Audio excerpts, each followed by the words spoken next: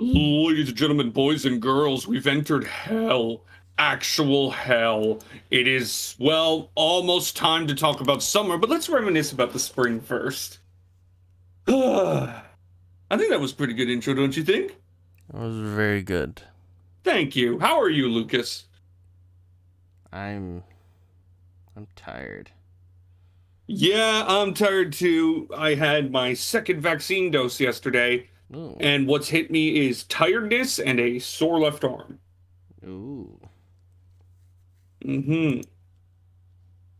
So, Lucas, before we start talking about the spring and whatnot, I kind of want to talk about the couple news that came up this week in the anime world. Well, anime and manga world. So what would you want to start with first? Do you want to start with that manga I mentioned? No. Or do you want to start with production issues 101? I want to start off with why a 35-year-old anime villain always gets beaten up by a 10-year-old shonen MC. Okay, we'll start with the anime then. Okay, so as most people know, we're walking towards something that is kind of terrifying with how much anime is being made, right? Yes. And we had two of those things hit pretty hard this week with the release of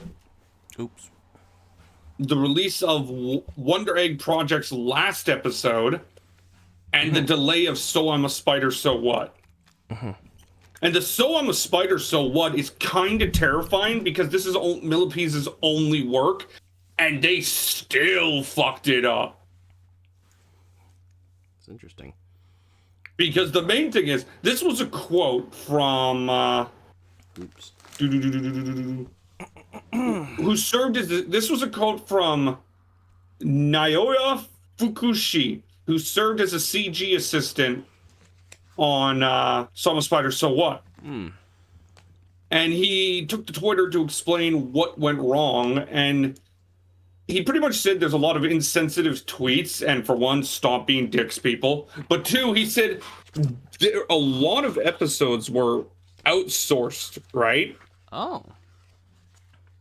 Okay. But they all broke down. Oh. So Millipedes, probably one of the worst studios in the...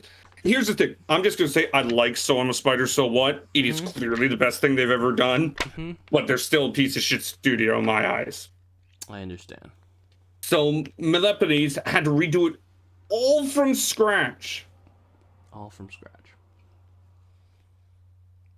And the staff ended up being too busy for the later episodes that were set aside, which is a large reason why you definitely notice the quality start dropping a bit in terms of animation.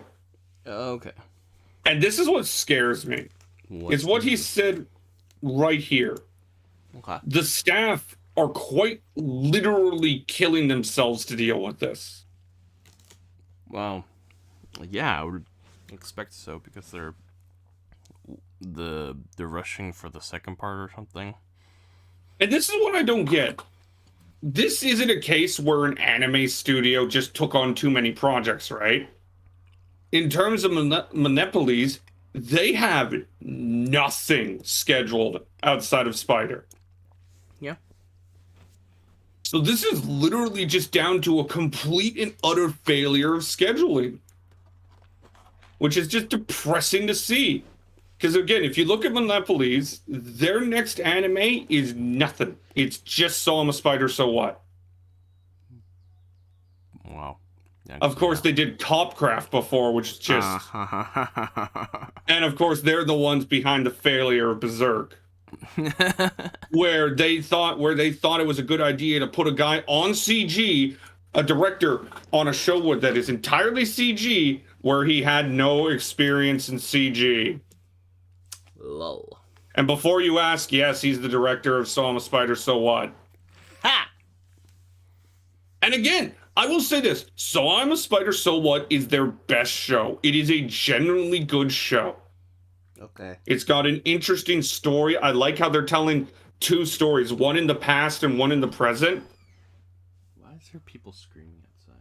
Oh man, I just find it unacceptable to have a delay when you literally have nothing else around you. Like literally, this is just your only thing and you couldn't schedule yourself better.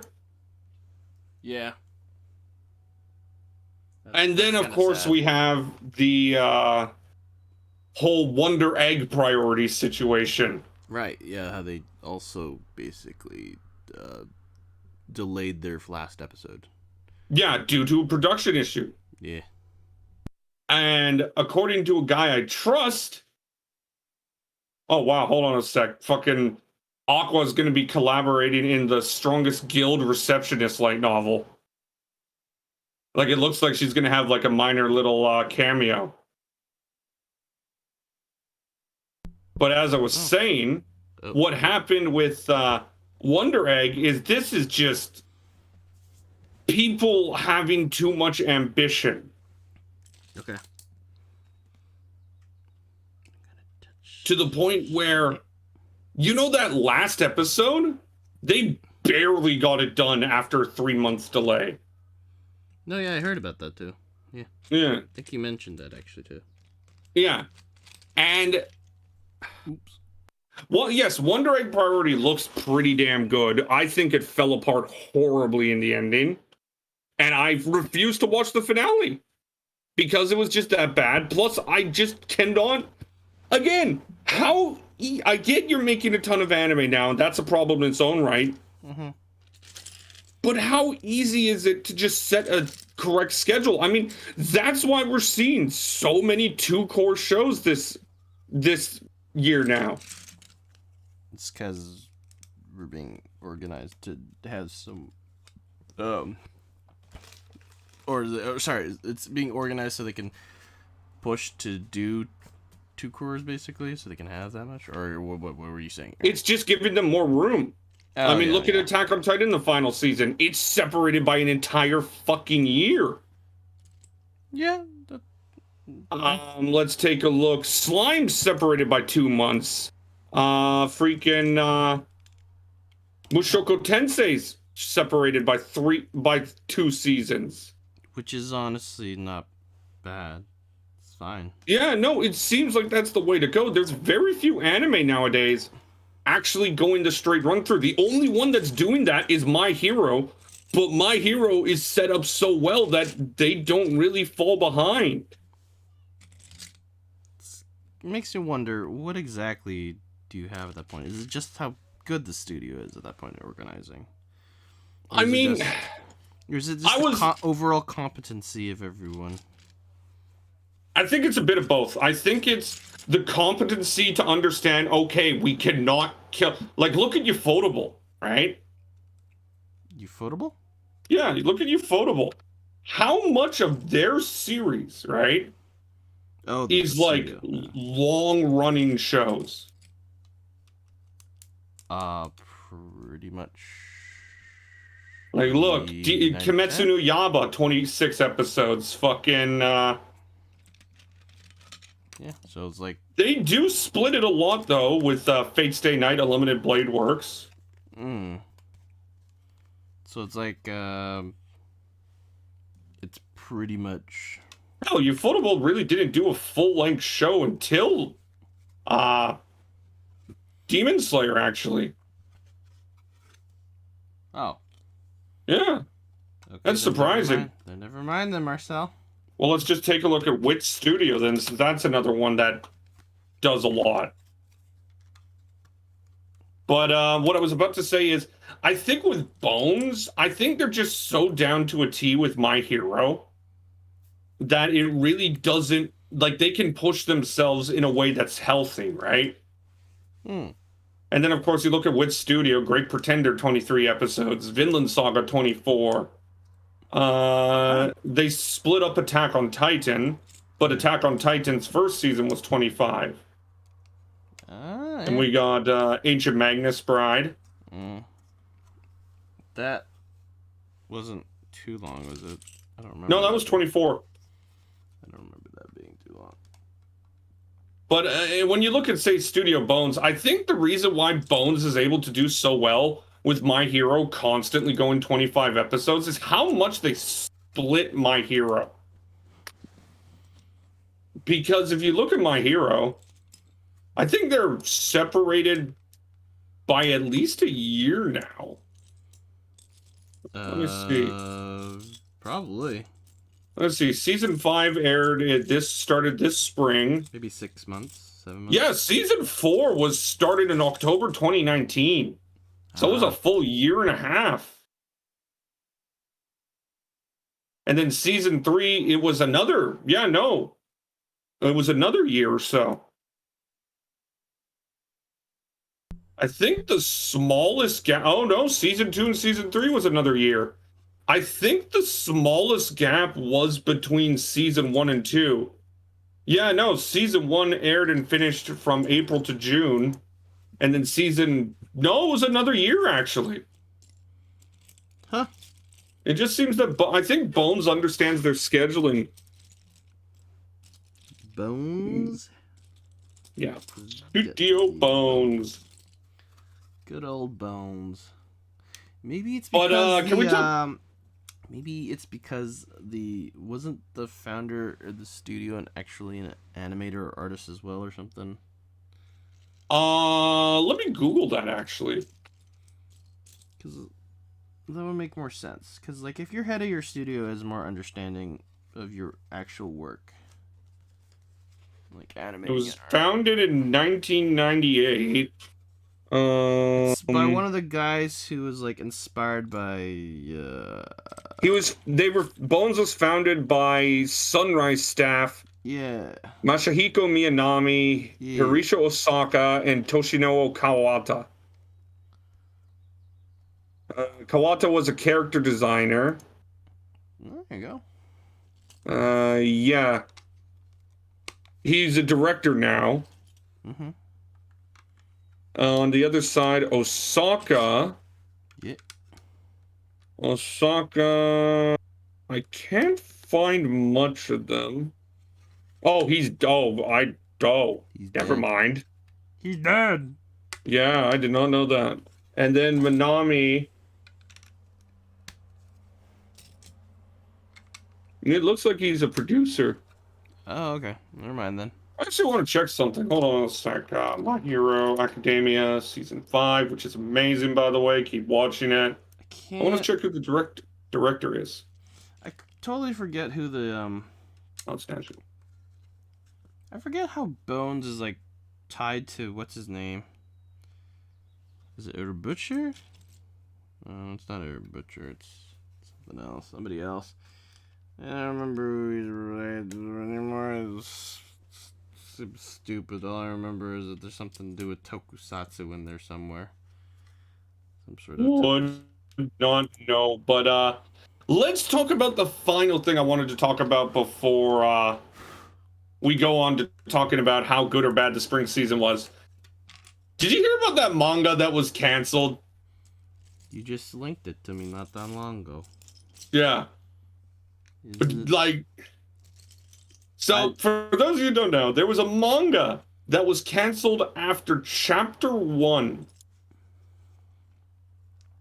Yeah, it's because it was crap. I mean, who knows? The story might have been good. But the reason it was canceled after chapter 1 is... There was a lot of copyright. Yeah, no. It was an isekai manga about, like, a hero who needs to go defeat certain people. And all the villains were references to isekai characters from other shows and whatnot. Like, if you look, I sent Chewie a couple screenshots, but if you look, the reference, like, they blatantly look like them, and they have these weird names. Like, I think the Kirito ripoff was named, like... Kiruto? Yeah, there was a Kirito ripoff. There were so many freaking ripoffs. No, his name was Kiruto. Oh, yeah, here it is, yeah. Yeah, Kiruto. And then they have the Undead King, Dawn Will Dead Sama. And I'm just sitting there just like... Oh, it's the guy from, It's ReZero as well. Mm. Who else is there? Yeah, but here's the thing, and they revealed the reason why it was canceled, right? It wasn't copyright? Well, that, but mainly due to the fact that, according to the magazine editorial department, due to complaints of readers who were able to identify the depictions of the characters in Isekai Cheat Slayer, it could be damaging to the original creators. Oh. So pretty much because they were using all the characters in, like... From, the Isekai themselves, yeah. And making them into, let's just say, Antagonists. not great. Antagonists. People complained.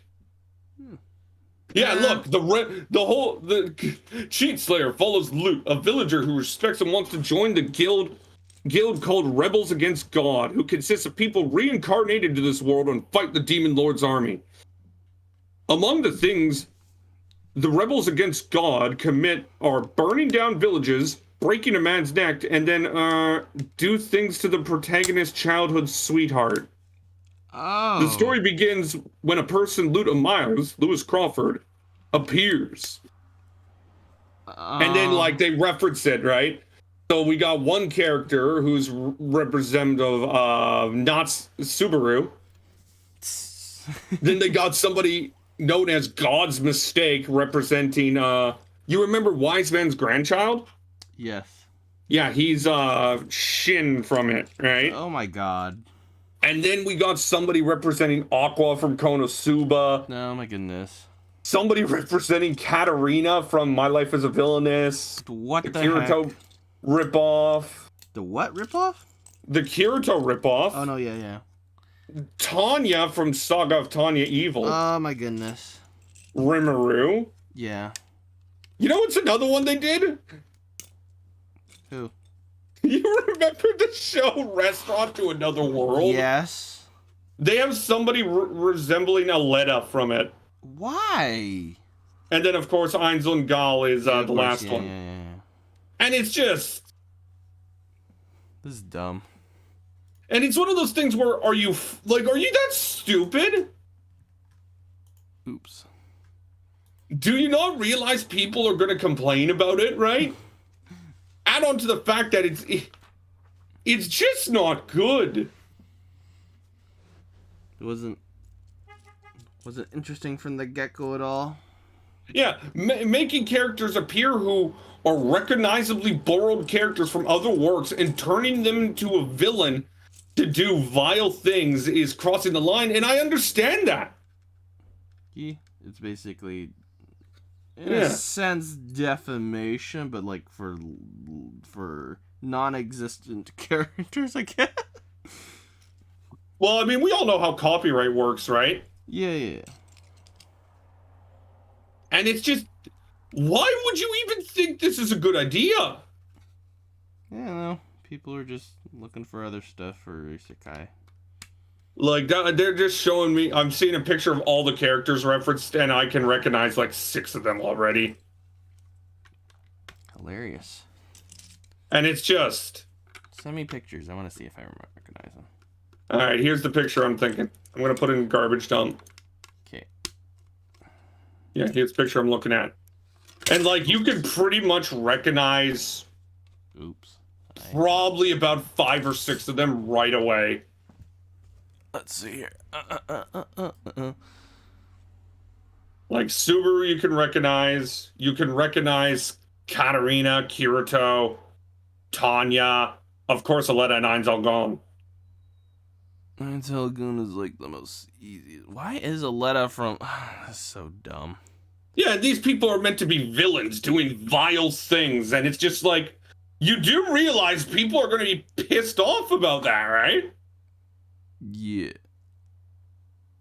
Like, I just felt, whoever thought this was a good idea is just, did you really not think people weren't going to be upset about it? Lol. All their names are quickly.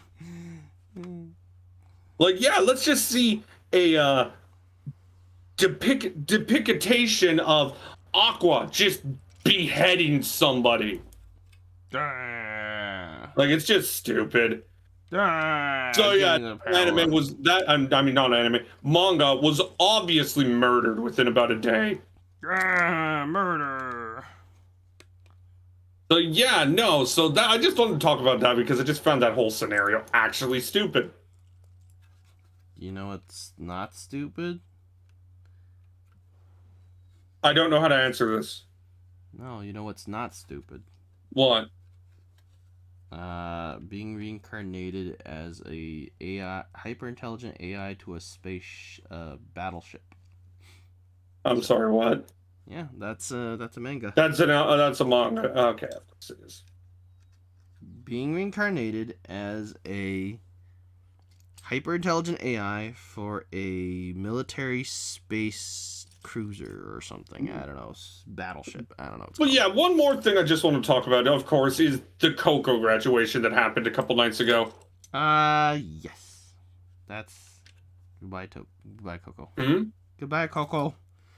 But no. I stayed up to watch the show. It was at like 4 fucking in the morning. Goodbye, Kiru senpai.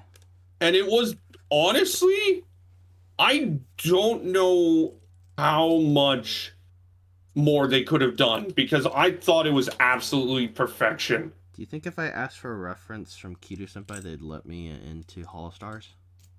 What? Yeah, that's right. You heard me. Okay, anyway. Reference. I'm gonna ask for a reference so I can be in the first generation English Hollow Star. Let's go. And anyway, what I was about to say is that the whole celebration was brilliant. It was both sad and yet fulfilling because you got to see the impact Coco had while also just like getting a couple giggles. Like I thought, I mentioned to you before when Korone came in on her New Year's outfit, I was dying laughing. The big kuzu. Yeah. But no, it was good. Though I will say, when Gen 4 started reading their letters to Coco, I died inside. Sad. I heard Toa also cried. Oh, dude, they all did. I think the only one that really didn't was Luna. Really? I thought Watame actually did pretty well. No, Watame started bawling when she opened up her letter. Oh. But yeah, no, it was touching, and then to see Kanata just break down. Sad. Like, you feel for them. And I will say, the way they ended it was nice. It literally is just Coco walking off the stage. No big speech, nothing. Just finishing her song, Weather Hackers, and walking off. Goodbye, Kiru senpai. I don't know. I mean, I think I've mentioned this before. It's by all intents and purposes, she's getting out on her own terms. Yeah, it's something to do with how she felt. There was like what was it? A very unhealthy spiral of being sad. I think the best way to put it is I think she said to herself, the way I feel is like this. She could have stuck in Hololive and continued to push forward. But eventually it would have broke her down because of how much, like, she probably was getting stuff rejected all the time knowing her, right? I thought she said something about the lines of, like, how she was starting to get, like, spiraling to an unhealthy kind of drop and stuff like that because of how what was it? Like, she sometimes compared herself or something to others or whatever. Yeah, I know. But I mean, everybody does that, right? I mean, we see Shion get frustrated because she compares herself to everyone else all the time, right? That's just a natural thing. Like, we saw Kiara in her 1 million celebration stream compare herself to the others because they all beat her to 1 million, right? Wait, Kiara. Wait. She was like feeling down for herself because she was like the last person. Oh, in English, Ian. Yeah. Sorry, in Ian, Hollow Ian. Yeah. Like everybody in EN's got 1 million. Guru's almost at 3. That's right. Yeah. But no, with Coco, it kind of felt like she wanted to get out with her smile, because as you said, she felt like she was going down into a dark place eventually. Mm. And it really felt like she just said, you know what? I've done enough here. I want to get out with my smile. I want to get out still being happy, right? Like, we all have a job. We've all had a job that just makes you miserable, right? Yeah. And while Coco clearly wasn't miserable yet, it felt like she was going to get to that point, because you see videos mentioning around how, like, I think one of them is a video I saw is how she mentioned how old geezers in this management just reject a lot of things. Yeah, because they're very strict about the content that's put out. And to an extent, I don't blame them. I completely agree with, like, trying to play it safe. But it's like, you hinder. Sometimes you just gotta let it up. Yeah, you hinder the creativity though at that point. And yeah, as a creator, that's not cool. Like, there's a lot of give and take, if you know what I mean, right?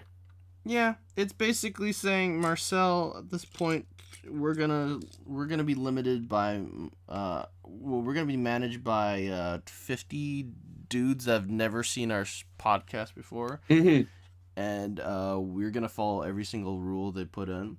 So at that point, then, they probably put in no swearing, no mentioning to any obscene things like hentai, masturbation, etc., etc., etc. And then not allowed to get angry, because that's not good. Not allowed to mention other sources and stuff like that. We'd go crazy, man. We wouldn't be able to do crap at that point. Yeah, I get it. No, yeah. We see Coco mentioned a couple months ago why, like, Hololive being strict towards her, right? Hmm. And then we see Coco mention about how management can sometimes just be so hard to get stuff through. Yeah, very stubborn. Yeah. Yeah. Because they're seeing it on one side and you see it on the other. And, mm-hmm.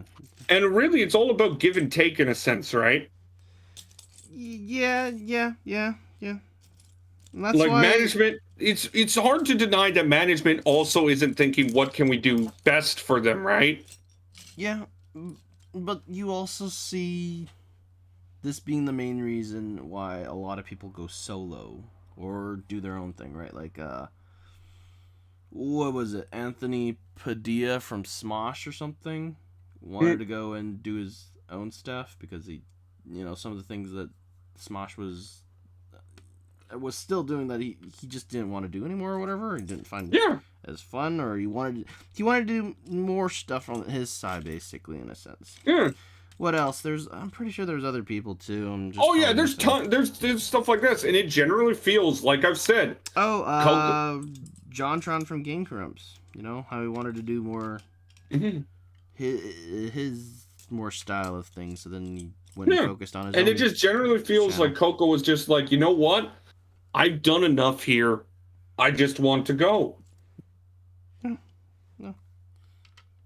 And I also really love, man, Coco dropped an interview with Yago, right? Yeah. That was great. And it was really nice just to see, I don't know. I don't want to say it because he could have just been, like, playing it up, but Yago just seems really down to earth. Yeah, he was just like, he even invited Coco to other Hollow live streams during for events to be a special guest and stuff like that. And I'm like, why? Isn't Yago like the He's CEO? It's like, I'm just sitting there like, why don't we get him more into the old man's seat at that point then? The what? Old man's seat. I mean, you got to remember, there's probably 10 or 15 people, like 10 or 15 seats, right? Yeah, that's true. Yago can only do so much. He's still got to find a way to balance shareholders and whatnot. Because, again, a company's got to make money. Yago just, like, over there being, like, ultra Chad mode. But I just really liked how Hololive handled it. Because I want to compare something just before we move on to the reviews.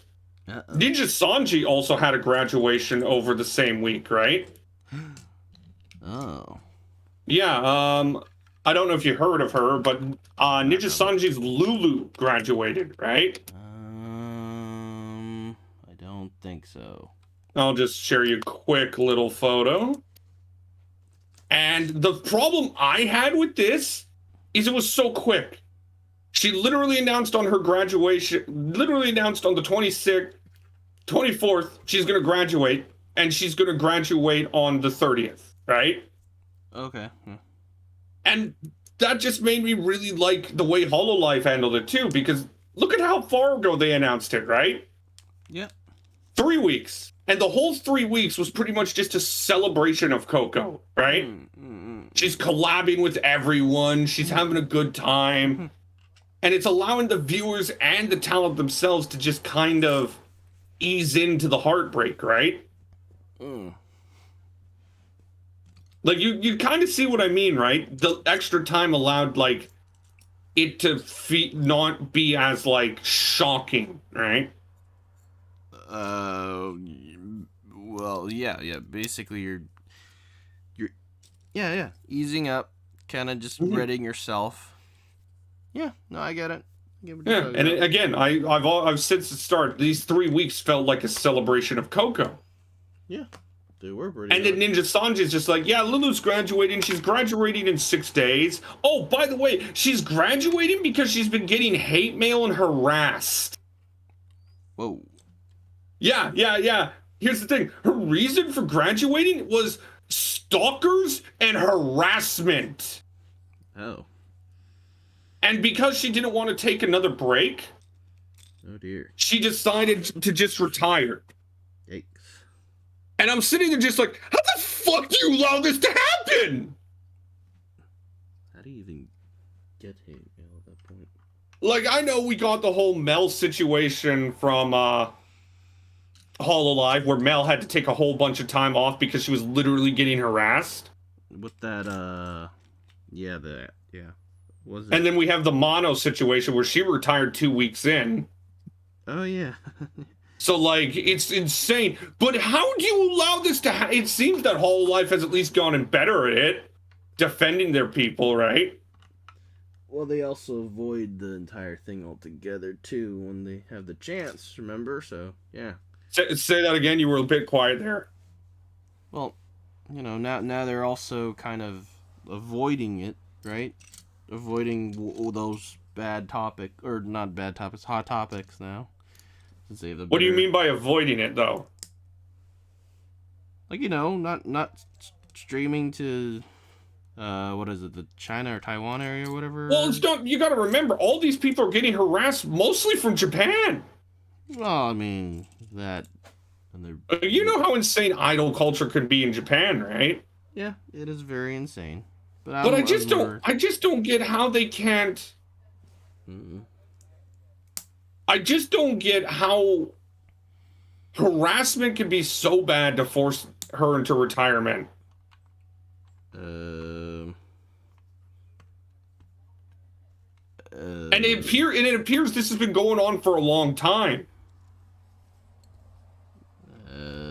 It's mentioned that the management called the police to resolve the situation, and some were resolved, but more stalkers appeared. Why? I don't know. I would like to even ask first. Why are they harassing her? I mean, do you really need a reason, right? Well, I mean, I'm just curious. Why the fuck are you harassing this person?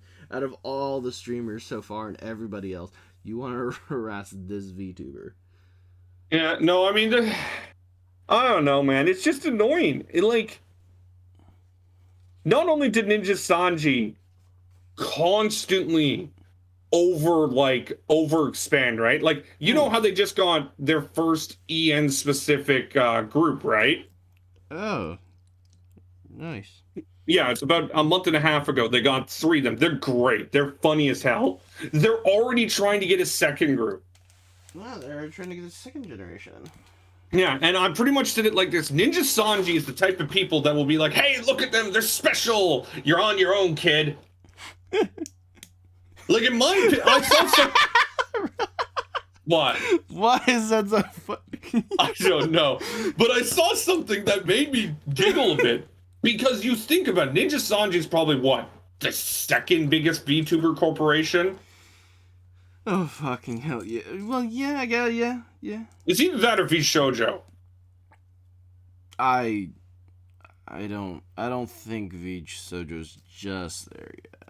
But what I was going to say is... They're very popular. But what I saw, and this really made a lot of sense to me. A debut in a company like VShojo? I mean, not VShojo, Ninja Sanji. Mm-hmm.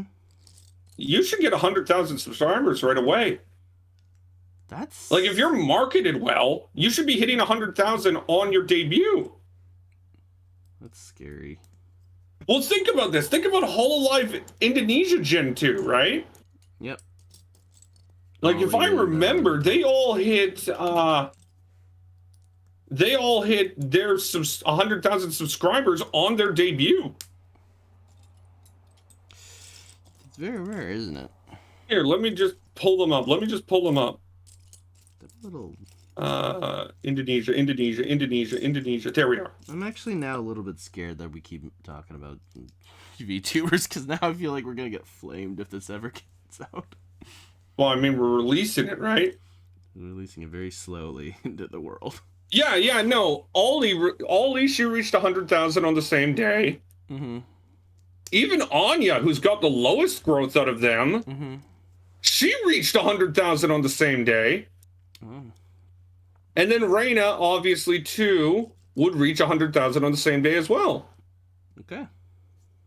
And it's just, in my opinion, with how big Ninja Sanji is, and if you look at how fucking... Ninja Sanji's fucking massive. They have a lot of YouTubers. Yeah, and it's like I said, I think they have this thing about, like, you just look through it, and you look at how many of them are retired. It's also weird as well, because it's not really... How should I say... They don't usually stick within, like, the generation groups either. The way that they actually make groups is they just, like, they enjoy being together and, like, playing together and have good chemistry. They put them in a group. And I'm like, oh. Mm. And what bugs? They call them a family. I'm like, oh. Yeah, there's the fourth wave, the 2019 wave. Or no, they don't call them a family. Sorry, depending on what type of group you are, they give you a different name or something. It is interesting. I couldn't follow along though. There's just too many of them. It's just weird, and I don't like seeing how Ninja Sanji's just like, yeah, let's just have a whole bunch more people without really promoting them. Because again, it feels like, hey, here's the debut, and they're gone. And good luck, kid. Like, that's literally what it feels like. Oh, why is that so funny? I don't know why that's so funny. Ah, fudge. Well, I don't know, man. It's one of the main reasons why I can't really get into Ninja Sanji, because they don't market them at all. Okay, yeah, no, I can understand. Like, the only reason I know of Inua Toko is because she collabs with Suisei all the fucking time, right? Okay, yeah, no. The only reason I know of Hana is because of Soda Funk. He's a clipper, right? Mm. The only reason I know of Feren is when Flair called Noelle out on hanging out with Feren too much. I don't know any of those names, though. Like, the only people from Ninja Sanji that I found on my own were Sasaki Saku, Sakino Mito, and I believe there was one more. Oh, yeah, Hoshikawa. Well, no, I found Hoshikawa thanks to freaking Matsuri. Oh. Okay. Like, it's just... I just don't get how they don't promote them better. I don't even know that many. Like, I'm looking at, like, their first wave in, like, the Japan branch. I don't even know that many Ninja Sanji idols myself, so I'm already impressed. Like, the Seeds group has a ton of people. And then you get the 2019 wave, which is just a ton of more people. Actually, and half this shit I don't even know. I don't even know Hollow Stars that well. I need to go back to my boys. Here's the thing, at least Hollow Stars, by the way, Hollow Stars, every one of them is getting a 3D model, and they're having a concert in December. So that's going to be pretty fucking cool. It also makes me sad to see Kirio Coco was a Japanese VTuber. Oh, what? Yeah. I'm looking at the wiki. I'm confused. But yeah, if you look at Hollow Stars, Hollow Stars, they had 2 people retire in the first generation, and they had 1 person retire in the third. Yep. But, like, all of them are pretty good in their own right. I really like this guy, Arnu. He's great. Think I messed up. What'd you mess up on? Arnu. And Oga's collabs with fucking Fubuki are great. Oh, yeah, this guy. Yeah. Yeah. But yeah, shall we move on to the reviews? Sure, let me grab my... just before, I just saw something that's funny. Trusty. Flair's gonna be playing Undertale again, right? Oops, I broke that. So Flair's gonna be playing Undertale. She stated, tomorrow I'm gonna erase my memory and play Undertale for the Switch. Do not worry, it's the neutral route and Sans is still alive. Cool. And she posts that in English. So they post this in English again. When I say I'm going to play Undertale again, my international brothers are too worried about Sans. LOL. Don't worry. Sans is not going to die. This time. Rip. Because if you remember, she killed Sans like 4 times when she first fought him. It was fucking hilarious. Alrighty, let's get to the reviews. Did I mess up? I feel like I messed up here. Uh-oh. I think I messed up. Are you okay? I think I messed up. Uh-oh. Uh-oh. Uh-oh. Did I put this wrong? I put this wrong, didn't I? What'd you do? There's the list I'm following, by the way. I set it to popularity. I'm setting it to Mal. So, sure, whatever. I'll just use this one. Fine. Yeah, I just set it to popularity. I'm going to go straight down from it. Wait, is it already in popularity, or? I don't know. It might not be, but you can easily just click it. I don't know where I click in this case. You see those two up and down symbols? Ah, I see. Yeah, you sort to popularity. And then we'll just work our way in. All right, so shall we start with the top one? I'm actually kind of confused. Which one's number 1? Oh, this one's number... Oh! Wait, how they... What? I don't get how this is... I don't know either, but it's just a great way to sort so I can look at what we're talking about. Yeah, but it's like bouncing all over the place. I don't get... Okay, so I guess let's start from the number 1, which is, in this case, this public reviews, but hey, it's Tokyo Revengers by Lydon Films. I think it's good, but one thing that I took issue with in the first arc, since it's only done the first arc, you remember how midway in the season when his friend killed himself because Kazaki was like terrorizing him, right? Yes. Yeah. And then he goes back in time and does nothing about Kazaki. And thinks it's all done. Yeah. Like, that just annoyed me. I don't know why he did that, honestly. Like again, the whole thing, the friend was like, Kazaki is a monster. I'm scared of him. He's terrorizing everyone. Yeah. And then he does the, like, okay, save Draken. That's important. Yeah. But, like, the main thing was Kazaki is the issue. And he didn't even tackle it. So, of course, your girlfriend's gonna get killed in the present. Yeah. So other than that one issue, I think Tokyo Revengers had a very strong first act. Okay, yeah. I liked the characters quite a bit. Mm-hmm. I enjoyed the setting. There weren't many plot issues outside of that one thing. Okay, yeah. And if you had to ask me what I'm rating it right now, Yeah. I'm going at about an 8.5. Oh. Like, I think it's incredibly strong. Okay. What about you, since you're watching it? So far, I mean, it is falling pretty true to the manga itself, which That is true. I really liked.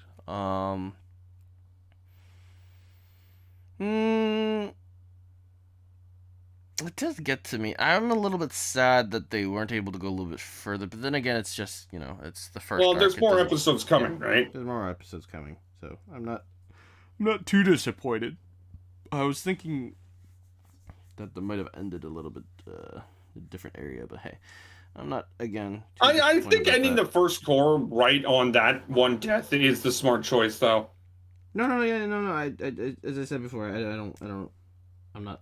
It makes me wonder, though, how they're going to end the series.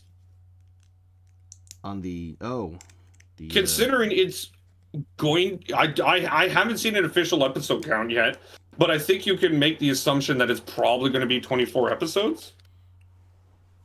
Doesn't it actually say here? No. Episodes is unknown everywhere I look. Weird. That's actually kind of weird. But no, yeah, I like it. I rank it pretty high. It's honestly one of the I think it's easily one of the strongest shows in the spring. Now, one of the best, maybe. I don't know. I put it behind at least 4, maybe 5 shows. It's strong. I'm gonna just say that. It's good. It's strong. All right, shall we move on? Let's do To Your Eternity next. Okay. I'm just gonna say it's great and move on because I don't know how the fuck I'm supposed to talk about this show. I told you, it's interesting. It's interesting, it's compelling, but it's actually impossible to talk about. Because it's so different the way that they deal with it. It's, it almost reminds me of, do you know that, do you remember that Netflix show, by the, oh god, the originally were the brothers that did the Matrix series, and then they had... I'm gonna be honest here, Chewie. I don't watch Netflix. Okay, but do you remember the guys that did the Matrix series? No. And then they went and changed genders, and they became women, and then they made this... Well, they did a whole bunch of other stuff, but they made this series on Netflix called Sense8, where... I think I heard of that. Yeah, basically... it's an evolved form of the human species that are able to interconnect with each other when they see them, or within their cluster, which is like their birth group or something. Mm-hmm. With Sense8, they followed a new type of cluster that had 8 in the group itself that was born, and then they all had their individual stories. Yet they all somehow kind of learned from each other because they were visiting each other in a sense. But they were still handled as individual stories, and then they were still like an overarching plot in a sense. This reminds me of To Your Eternity really reminds me of that, but they do it sort of one story at a time still. But because of how like quick the story, well, not quick, but like how short the stories are, because he moves on very quickly, and there's usually only one character. There's still also. I mean, he doesn't move on that quickly. First 2 arcs took a combined 6 episodes. Well, yeah, but in a sense, later on when you, once we get further on, and also depending if this even continues further on. Well, it's going 20 episodes. It'll feel like it's only a small segment, right? So I really like that type of rating, and how you were able to sort of balance, in a sense, But again, it's not the same. But I liked it. I liked it. I really liked it. Alrighty, My Hero Academia Season 5. It's definitely got a slower start, and it really did not please a lot of people. But what I will say is pretty much once they get to the Deku fight in the little... The whole first part is the authors showing off the kids because, like I mentioned before, pretty much every single arc after this is just constant dark fighting. Yeah. And it's finally reached the Endeavor arc, which I consider to be one of the best arcs in, like, manga history. And it's just going to get darker because Endeavor's now going to face... He's going to face reality in a sense, as pretty much since he became the #1 hero, he's been trying to change. And he's going to be forced to face that a bit. But I like what they did. I mentioned before, you know, moving the Endeavor arc ahead of the Meta Liberation arc. So yeah, no, if I had to give My Hero, it's a solid 8 right now. Though, because of what I know is coming, I could easily see myself pushing it up by the end. It's good. I can't really say any more than that, but it's really good. Oh, sorry, the mic might be turned a little bit further away from me. What about 86? I didn't finish that, unfortunately, but based off what I've watched so far, it's different from all the war ones I've read so far. But then again, I haven't watched I should have watched I loved every single moment of it, and I really liked how well they did with symbolistic camera shots. Yeah. And it's just... No, those are really nice, too. Yeah. There's a strange satisfaction to it, especially near the end. And they can try to hint that Undertaker's going to die as much as they want. We're not stupid. Stop it. And I'm generally curious to see where this show goes with the second core coming up in the fall. I'm stupid, though. Okay, yeah. No, and I'm trying to remember what I gave 86, so just let me pull it up. I think you gave it a 9 or 8 or 10. Let me see. I think I'm at a 9, actually. I think I gave it a 9. Where is it? Oh, no, it was a core show. I never did the full review. Oh, you suck. I'd have to give it probably right now about a 9. And if the second season goes well enough, I'd give it a 10. I'd give it a 20. Higehiro. Did not watch that one. I did, and I really liked it. I thought it did it. I mentioned before how, I thought Higehiro had the biggest chance to fall apart because they were doing a relationship between an adult and a high schooler, right? It definitely... No, they treated it with respect throughout the whole way through. It was natural, it was growing. And when you got to the point where, yeah, it's understandable that they love each other, it made sense. It wasn't forced for the sake of force. Okay.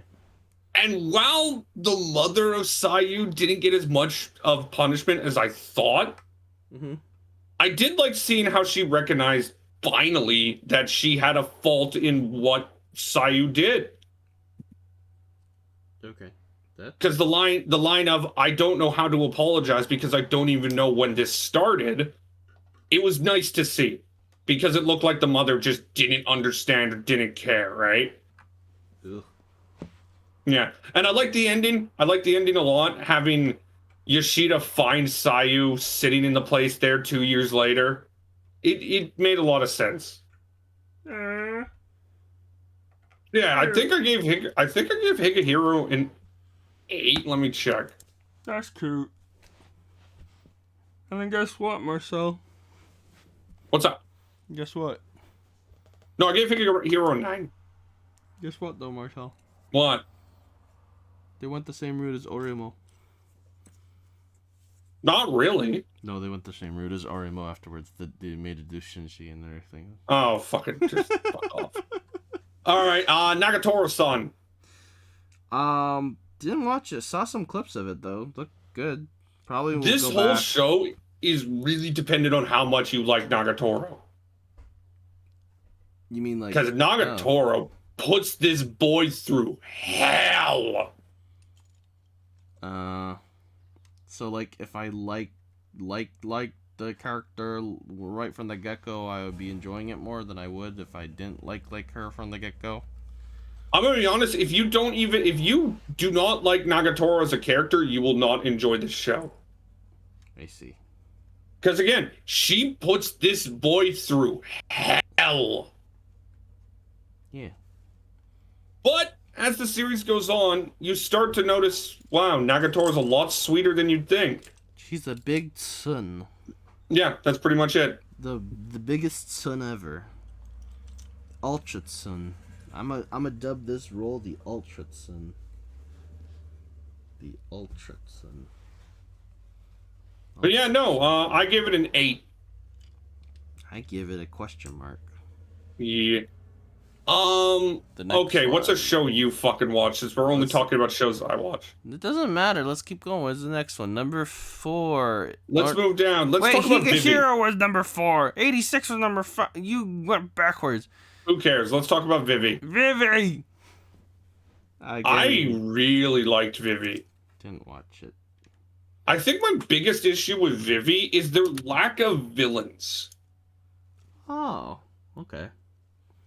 Because what complain about the most. Show, don't tell. Mm. And it felt like that's exactly what they didn't do with the villains. They told us the villains hate AI. They told us they wanted to destroy AI. They never really showed us why they got to this point. Yeah, okay. And because of that, I didn't resonate with the villains at all. It just felt like they were villains for the sake of villains. The villains for being the sake of villains. Mm-hmm. Other than that, I think Vivi, sorry. Vivi was unbelievably strong in almost every other aspect. Presentation was great. I think Vivi as a character grew in ways I didn't expect. One of my favorite parts of the series is when a man kills himself in front of her. Oh. And she shuts down because she's the reason why, right? Okay. And because of that, she harmed humans in her eye. I see. And since a robot's whole goal is to help humans in a certain way, it broke her down. Okay. Yeah, no, all right. But yeah, no, simply because of the villain aspect, I gave Vivi a 9.5. Wait. It was close. What? Dang, you rate that high then. Yeah, I thought Vivi was amazing, but it was only because of the villain aspect that I did not think it deserved a 10. Dang. All right, what's after that? What is number 7? It is Fruits Basket. Again, another one I have not watched. This is the only 10 out of 10 I gave all spring. Oh my. And I'm just going to say it right now. Fruits Basket is my show of the spring. Oh boy. Did it help that it was working off what the previous seasons built up? Yes. But in my opinion, I don't think I've seen a more perfect conclusion in anime history. Wow. Like, there wasn't a single bad thing that happened at the end. Akito finally got to live the life she deserved after being pretty much brainwashed as a child. Shiguryu finally was able to be with Akito with Akito wanting to be with him and not just because of the bonds. Yeah. Every single other Soma member found a way to find happiness. Some were finally able to marry the person they actually loved. In the case of IMA and his what's her name? IMA and his assistant. Or in the case of I believe it's Hajime. No, I believe in the case of... Oh, who the hell was it? Honestly, it's been so long since I've watched The Fruits Basket. I don't remember any. Oh, you should watch the 2020 series. It's incredible. I've... Oh, yeah, Ritsu. Yeah, in the case of Ritsu and Mitsuru, Shiguru's editor, right? So he's finally able to be with him without, like, being tied down by the curse. Freaking, you see Hatsuharu's able to be with Izuzu. We see that the doctor of the Soma family, where is he? Hattori is finally able to, like, love someone. Because the last time he loved someone, Akito kind of destroyed her. Okay. And, like, we see that he's moved on and he's now married and has a kid. And it's just, again, I cannot believe how well Fruits Basket ended. Because, again, every single character, hell, even the children, Hero, he's finally able to, like, I wouldn't say be with Kisa, but, like, help Kisa to grow. Okay. Because if I remember... If I remember correctly. Yeah, no, but, like, it's just... There, and of course, there's the blonde kid. What's his name? Is it the tiger or the rabbit? Momoji. I don't know. Yeah, Momoji was able to seemingly finally make up with his mother in a sense, since they had that whole thing where he could not be with his family.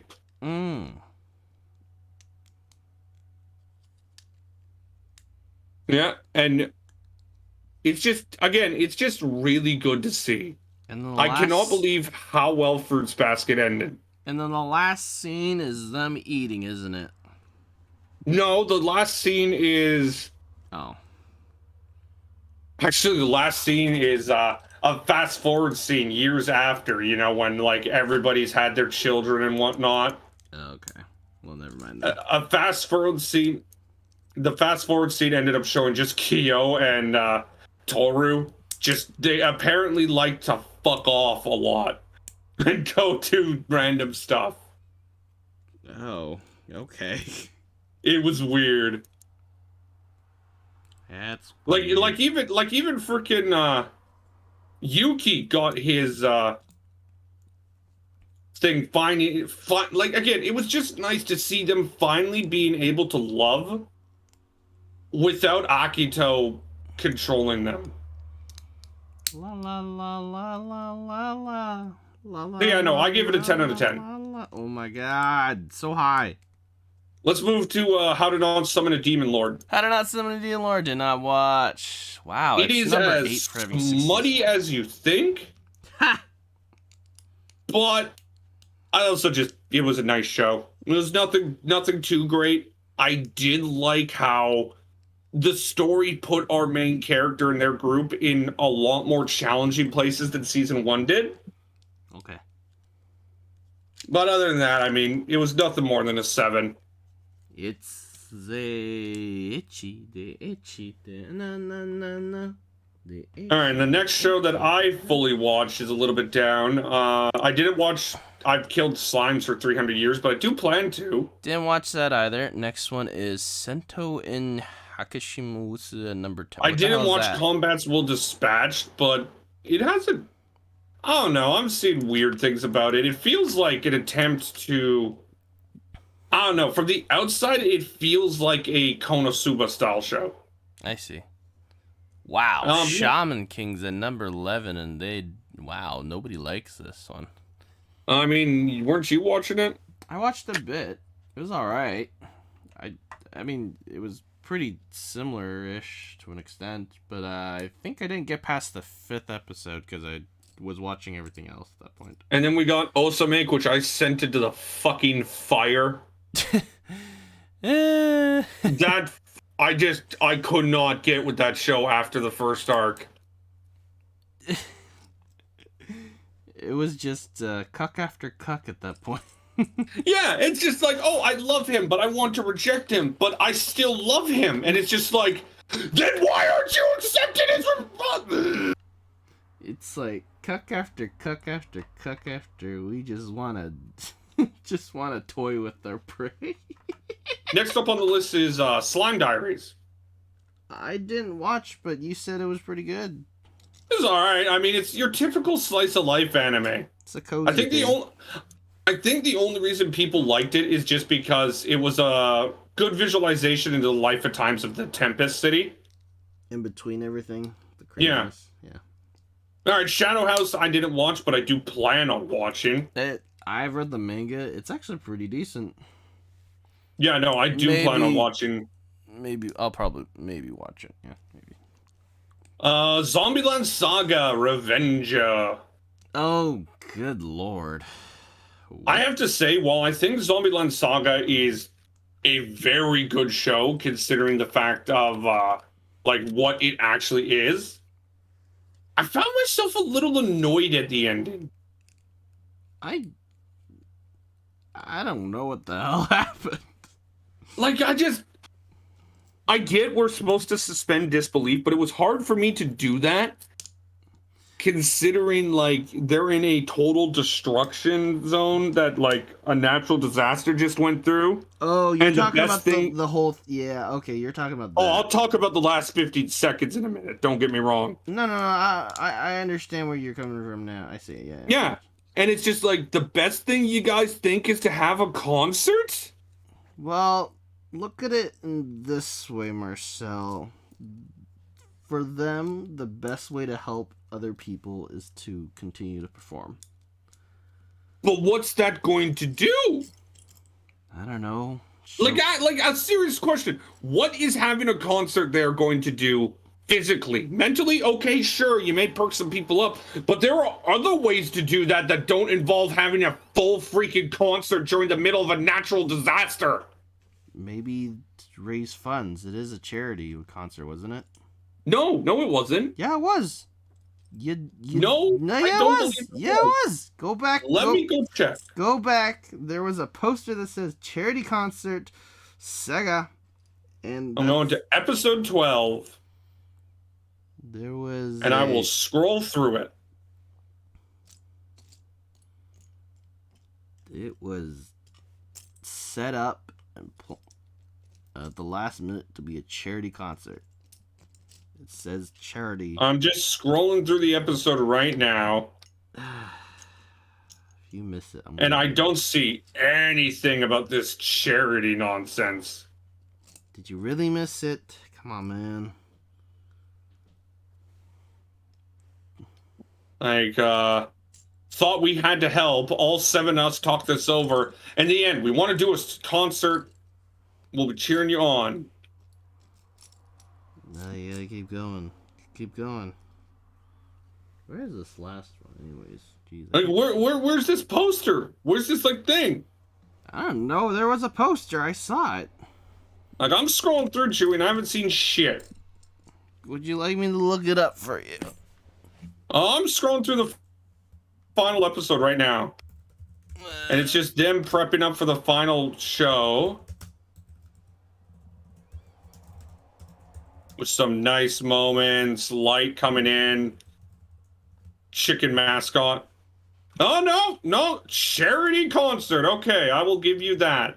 Boom. I also still think it's a giant fucking waste of time. Like, no, it's, again, you can't sit here and tell me doing this when the disaster is still uncleaned is a good idea. But they need the funds to do it, Marcel. Or, maybe the government could help like it was trying to do before our psychopathic manager walked in and stalked them. No. You're letting the government do the stuff. But then if you reach out and be like, we can unite together. We are one type of thing, you know? No, I couldn't suspend my disbelief for that. Okay. Especially with the fact that it was a concert. And it's just like, okay, now what? Oh, you still need to fix the city. That apparently at the end of the series got nuked by an orbital strike. Hey, man. It's just... Like, what the actual hell was those final 15 seconds of Zombieland Saga? I don't know, man. It's just Saga, I guess. Find your answers in Saga. I don't know. Anyway, When we go to Japan, Marcel, let's just go to Saga and ask them, why did you get nuked by an alien spaceship? I gave it an 8. Moving on. That's pretty high, yeah. Did you watch Eden Zero? Answer, no. No. It looks like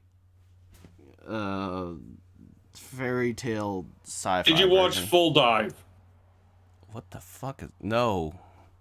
Did you watch Moriarty? No. Alright, let's talk about Iruma-kun. Iruma-kun, number 19. It's been pretty good. Yeah. I absolutely adore Caligo. I think he's my spirit animal. Of course he is. Of course he is. Yeah, no, I just think it's good. I don't think there's anything I can really say other than that, though. Did I drop a piece somewhere? I must have dropped it. Did you watch Mars Red? No, that's the vampire one, right? Yeah, that's the vampire one that takes place in 1923. That one's weird. No, I haven't seen it. Megalobox, I didn't watch. You didn't either. Nope. Bishonen Tentien. What the heck is that? Is that the young girl visits? Is that the Detectives Club thing? Yeah. No. All right, you can finally talk about Mashiro no Oto and Bakuten. Wow, and number 23 and number 24. How is Bakuten's ranked higher than Mashiro? I understand. Wow. I don't know where to go with Mashiro, honestly. It's... When you finish the series, Marcel, you understand at that point, okay, this is why the entire show was just the focus of the main character, basically. This entire show is basically just one character's journey, and that was it. And it didn't even have a... Well, I wouldn't say happy ending, but it didn't even have a... I don't know, a content ending. Like something you'd probably be happy with, or okay with, or just be like, seems plausible.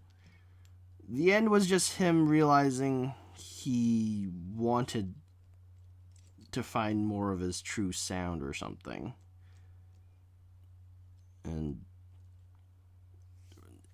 And also compete at a higher level to make people accept it, in a sense, as well. Because of how bad he lost in that single competition. I don't know. It was interesting. The ending just made you realize, okay, I'm just literally here for this kid's one journey. And yeah, that was it. Almost felt a little bit too open-ended, though. Like they were going to go for maybe a potential second season if they wanted to. That kind of opening, but... So what'd you end up giving it? I give it about an 8 out of 10. It was still really good, nonetheless. Alright, talk about boys gymnastics now. Hey, boys gymnastics! I actually like this one. But I got a big question. Why are all these teams from Miyagi? Why are we always in Sendai City in Miyagi Prefecture? Could not tell you. I swear to God, we were in Miyagi Prefecture with Haikyuu, and I'm pretty sure there was another Miyagi Prefecture with like a... What was it? Like a Is it a basketball one? The hero? No, okay. Well, nonetheless, yeah, pretty, almost pretty much stereotypical kind of boys only sports anime. Was interesting to see a bench warmer on a baseball team go become a acrobat, though. The transformation and everything. The harmonization of the different types of characters. What kind of maybe confused me a tiny bit was that even though they brought in like not an antagonist but a rival team, they didn't technically ever face off against them like individually, or didn't even feel like it. Could that be just the case of them not even getting to the place in the manga? I don't know though, because I don't know how far the manga got. But then again, like gymnastics isn't, it's not judged by one-on-one type of things. It's a group performance. The judges make their, decisions, and then they count the points from all the judges, and then they get the overall score, right? So, in a sense, it's never mind. Bakuten's an original. Oh, no, that makes a little bit more sense in a sense. And it's getting an anime film. Oh, yeah, it makes sense again. But yeah, even though they trained against each other, and then they kind of, in a sense, faced off in that sense, the last episode didn't really show. Well, maybe they're saving it for the movie, right? Maybe. But, yeah. So what'd you end up giving Bakuten? That was good. It was alright. It was interesting. Now we also have the main character who can't move his wrist, so yay. For a little while, an injury. Get about a 7.5. Maybe Alright, let's talk about Kabaddi. Kabaddi. Oh, we didn't watch any of these. Wow. Okay, skip Otaku. Skip that. Number 27, it is Shakunatsu Kabaddi. Burning Kabaddi. Look, Kabaddi was good. It was good. It was shockingly good, but nothing. It's weird. You're angry about the end, aren't you? I just feel that sports shows really need a tournament. Or at least some sort of major competition. That or like yeah, I see. Yeah. Because man, while I like the characters, it's hard for me to get invested in the game itself when it's just friendlies. It's just practice, yeah. Yeah.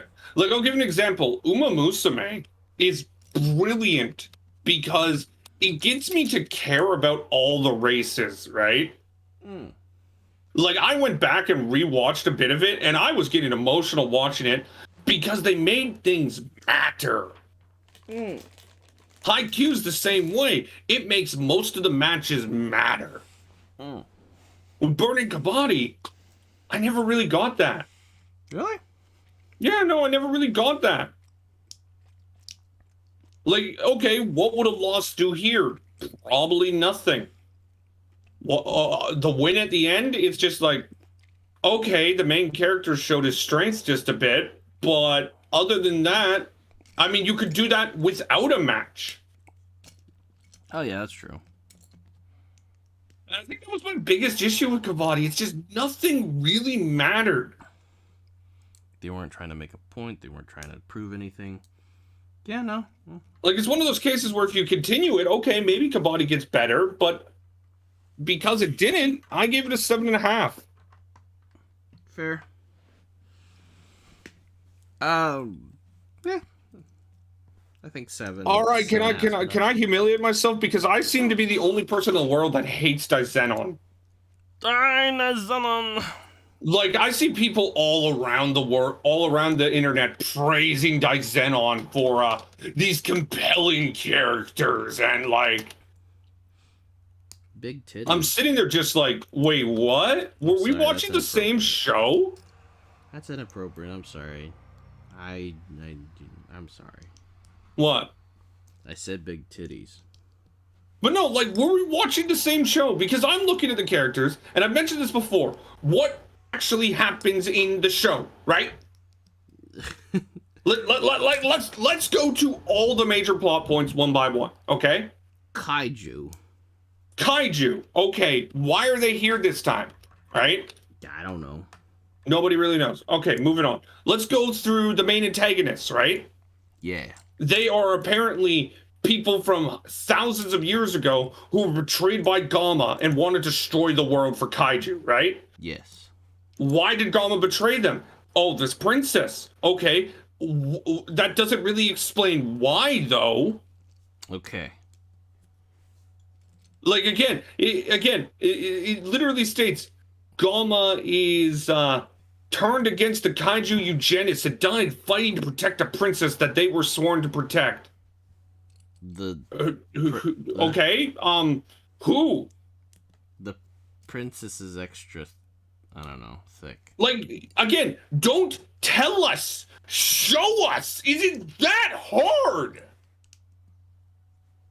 Yes. And then they make these kaiju eugenics literally do nothing. Gamma is the one who killed them. He's the one who made them. He betrayed them. Uh-huh.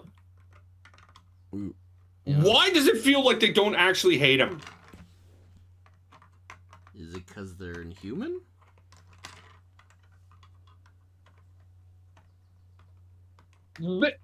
Maybe, but like, this is Gamma, the guy who killed them, the guy who literally stabbed them in the back. I don't know, maybe so again, maybe that's just the representation of, hey, they're not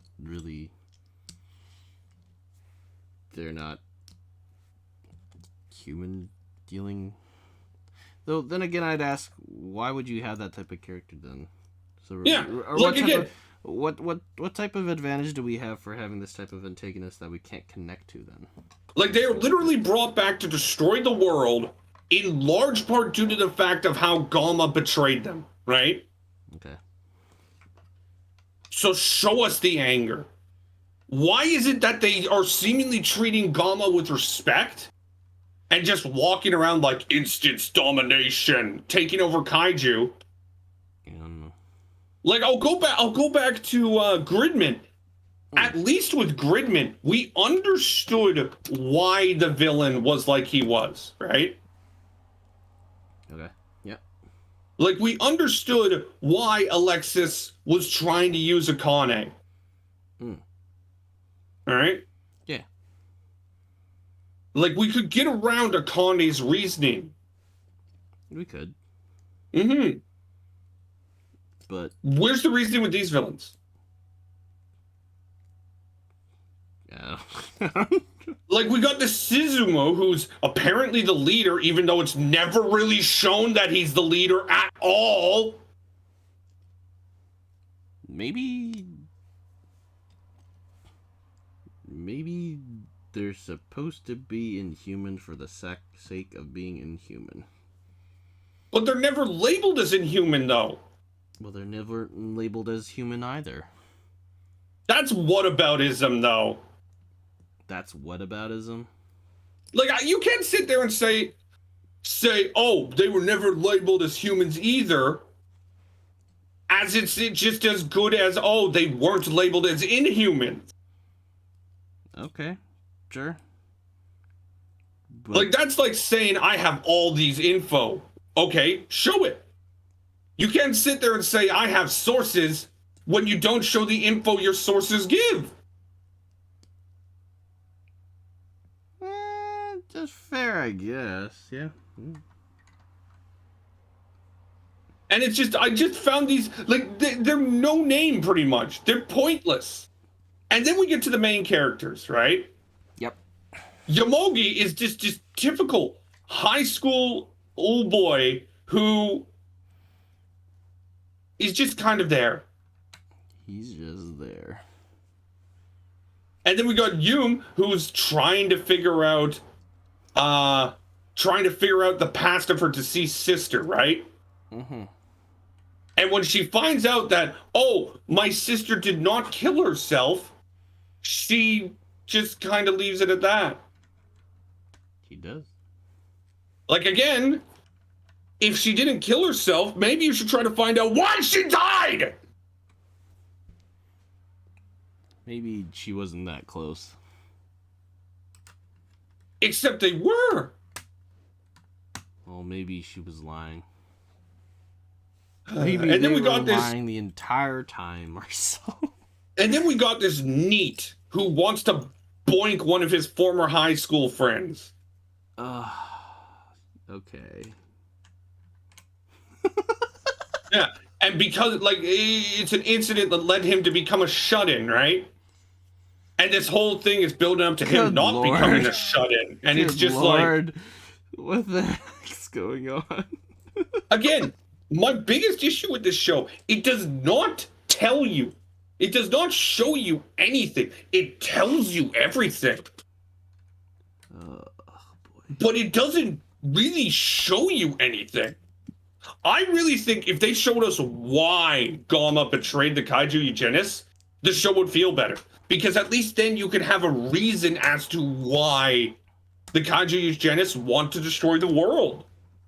I think if they actually showed off anything, we'd be a little bit better.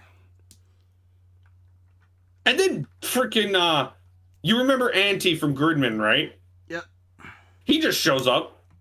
Yeah. What was that? And I'm just like, okay.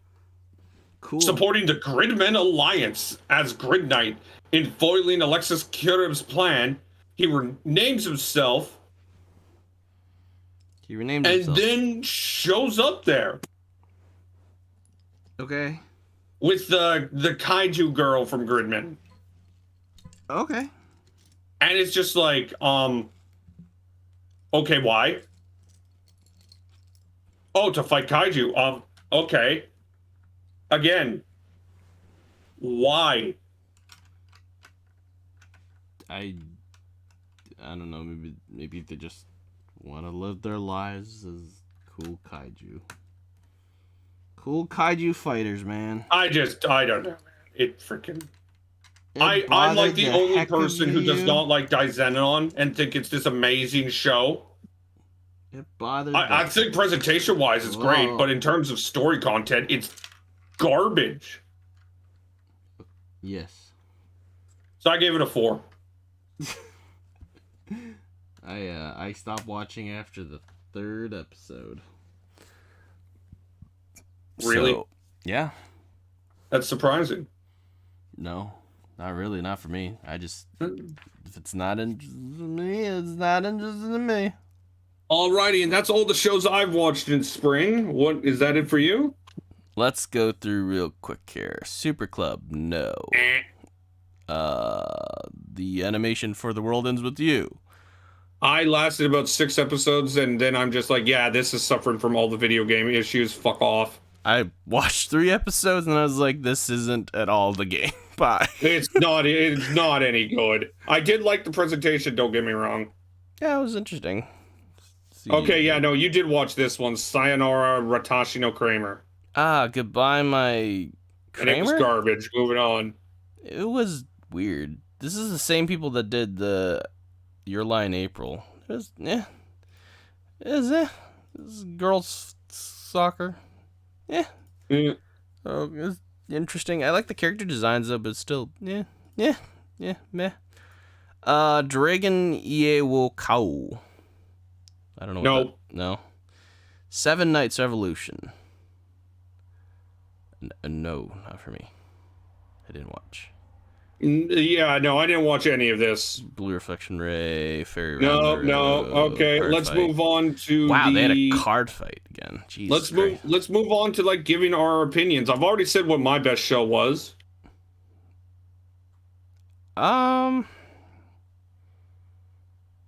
You only watched like 3 shows though. I only watched about like 4. Okay, so let's go with this. I think I'm gonna still give it to. Wait, To Your Eternity's not done though, is it?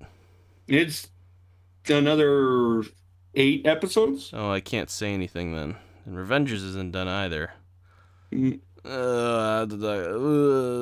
I guess. Wow. That only leaves me with Mashiro no Oto Bakuten and Zombieland Sega. For being. And Watashi no Kramer. I can't give anyone shows.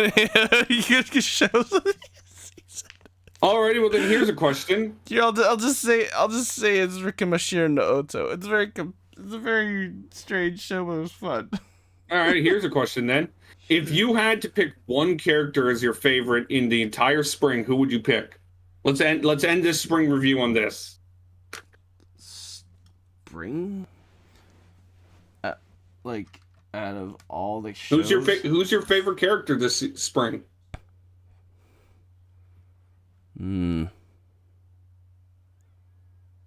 my favorite character this spring?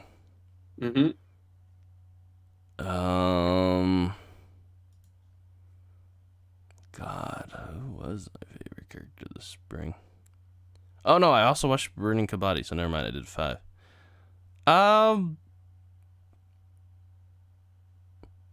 You know, I actually like Yoigoshi and oh shoot, I forget what he's called. I forget what he's called in To Your Eternity. Fubi? What, the main character? Yeah. He's like Fushi. Yeah, I know who you're talking about. I think that, yeah. The pointless character. Wow. Okay. Fushi.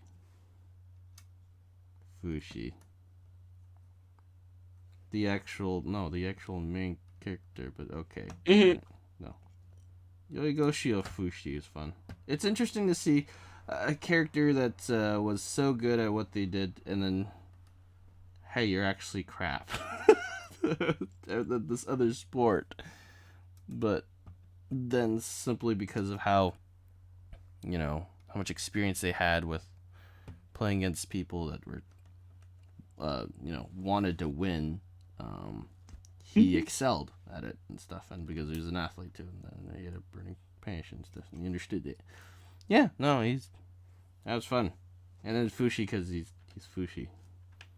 It's Fushi. He's doing his best, man. He's just trying his best to live his life fighting the knockers, okay? Stop hating on my Fushi. What about you? For me, my favorite character was Akito from Fruits Basket. I see.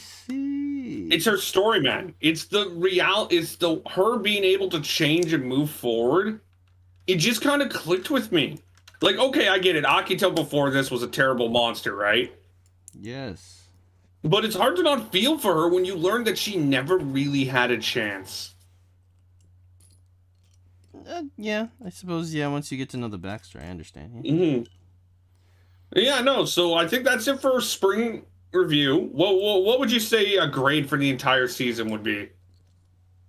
Well, like, most of the shows that I still have high expectations for haven't finished, so I can't really say that much. Well, I mean, you can still grade the season. Oh, okay, based off the stuff that I've watched and has been completed?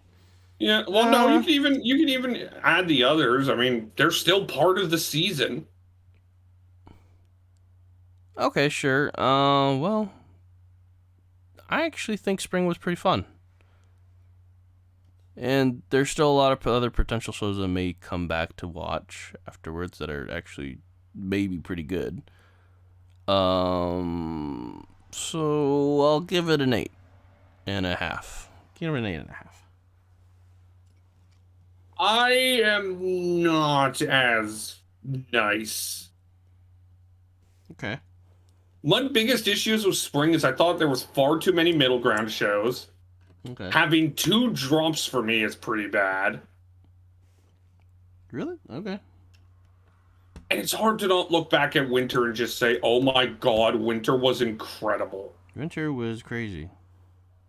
So I ended up giving it a B and an ABC grade, and that would go out to probably about 7.5. Oh my. Fine, then I will do mine in 8 then. Jeez, Marcel, holy crap. But no, that is the spring review, and we're going to take a little break, and we're going to get back to what we're watching this summer.